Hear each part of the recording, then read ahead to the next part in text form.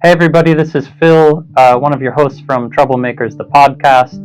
We're going to try something new called Troublemakers Shorts.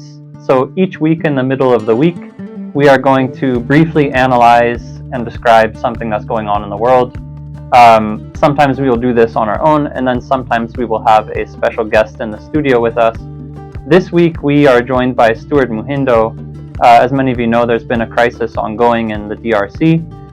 So, Stewart, can you tell us about this crisis that's been happening in your motherland? Yeah, the crisis in Congo is a bit it's a very big problem. It's first of all a security problem because there is an armed group who continue killing, raping women, and continue stealing minerals of the country. There is also a government which is not doing nothing for people. There is a serious democratic crisis because every time when there is election, it's not people who have been elected who are like said by like winner. So it's also a very big democratic crisis. But also there is neighbors country who come to continue to make trouble in Congo because they know that when there is trouble, they can get minerals easily and without paying. It means that okay, it's a security crisis, but it's also political and also international crisis because others country also are involved in the crisis. Where do the minerals and natural resources factor into this?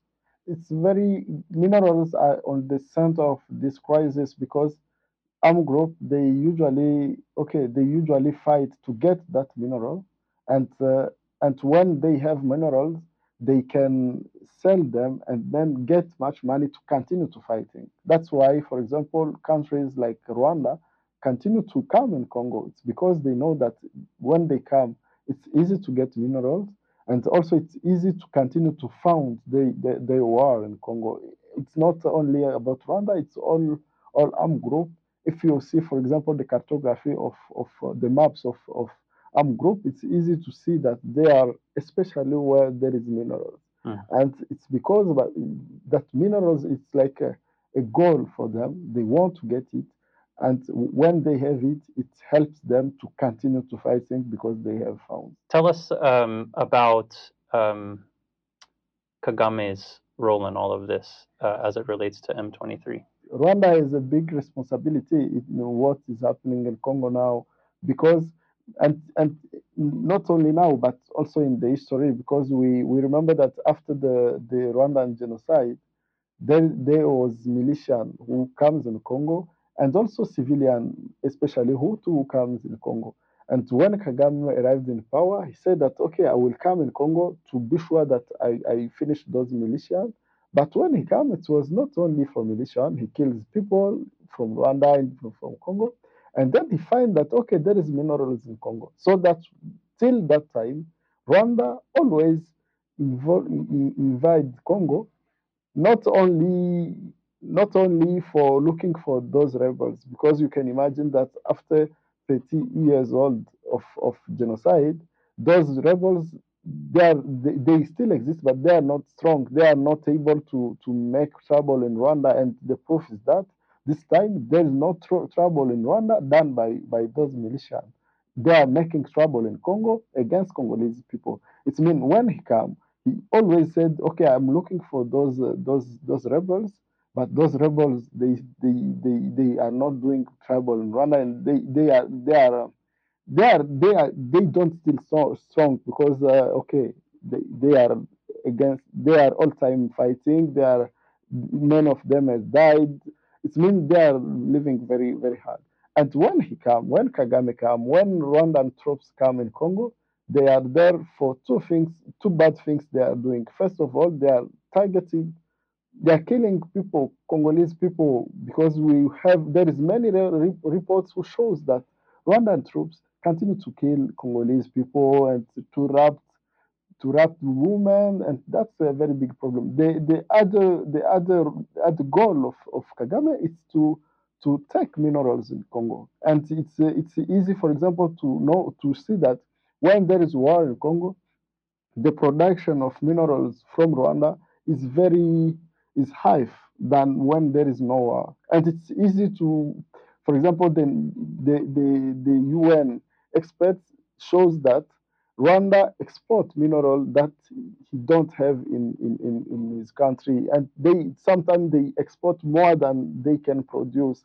It's clear that Rwanda continue to use this conflict to get minerals, but the very big problem, the very big challenge, it's because Western country continue to deal with Rwanda about minerals, and they know that it's possible that those minerals have come from Congo illegally, and perhaps human rights have been violated when when Rwanda gets that, and that's it's a bit confusing for country which say that they respect democracy, they respect human rights. And DRC is essentially the wealthiest nation in the world. You have literal pots of gold in much of the country. Um, Tantalum, tungsten, copper, gold, etc., etc.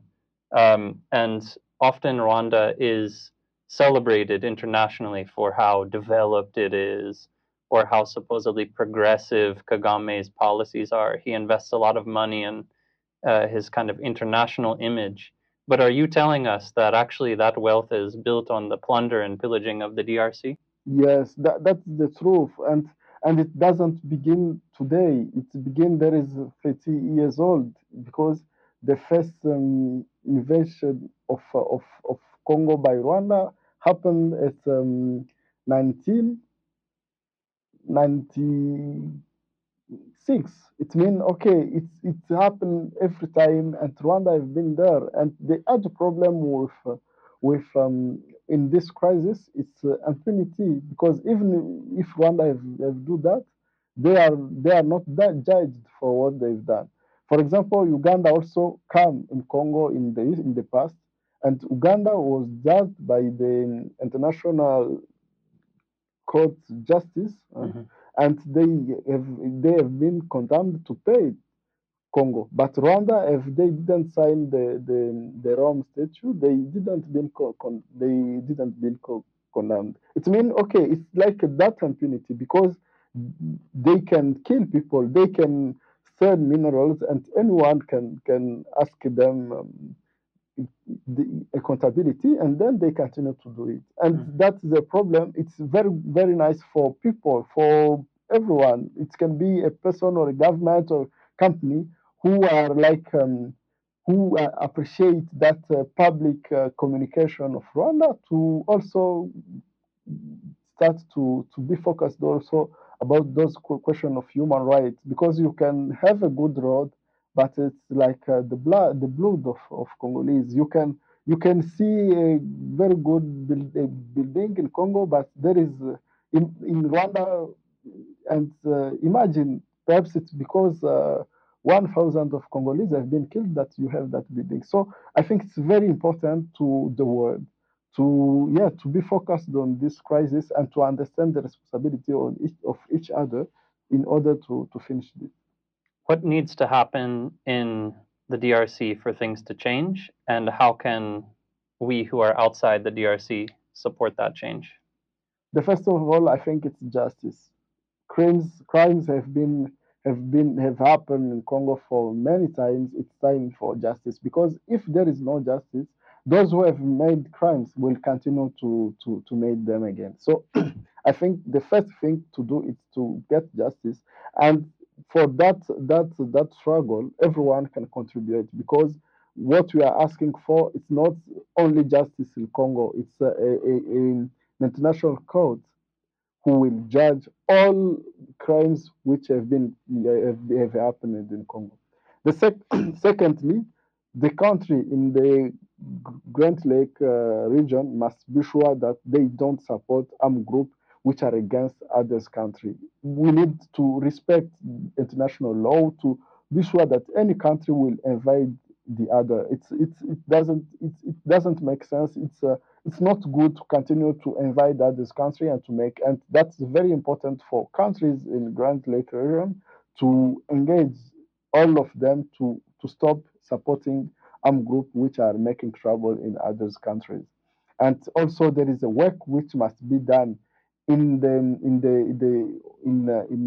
internal in Congo to be sure that Congolese government, Congolese people are able to lead their country very good. And that begin by respecting the choice they are doing when there is election. Because the crisis we have today, it's because the president who is in Congo now was not elected when he became president. I imagine that if it was a president who have been elected, who have that, who have legitimate of people, perhaps could not happen. So we need also leaders in Congo who are chosen by people and who are accountable to people and who try to solve problems of people, problem of poorness, problem of injustice, problem of not having roads, because those are also main problems which are like the roots of many war in Congo, many trouble in Congo, and we need to manage all that. And I think everyone can help to get that. First of all, to get justice, because we need that justice. We need that international court to judge all people who have done bad things in Congo.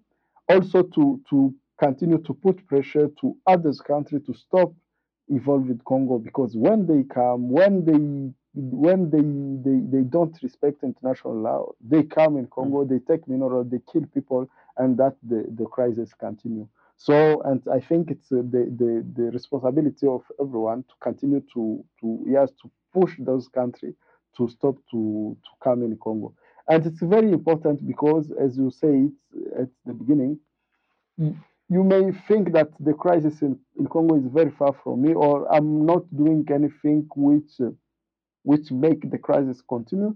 But there is, for example, minerals which come from Congo, which you are used, for example, in your phone or in your computer, and it means without knowing, you can be one of them, of those who are supporting the crisis, who are supporting armed group, who are supporting for foreign states which are making trouble in Congo. So it's very important to be sure that we are at the good side of the history, of the good side of this situation. Yeah, in our pockets we have Congolese minerals in our cars, in our offices. So we're all connected to this crisis, and we want to give you our love and solidarity, and um, continue to try to organize together to change the situation. Is there anything else that you would like to say?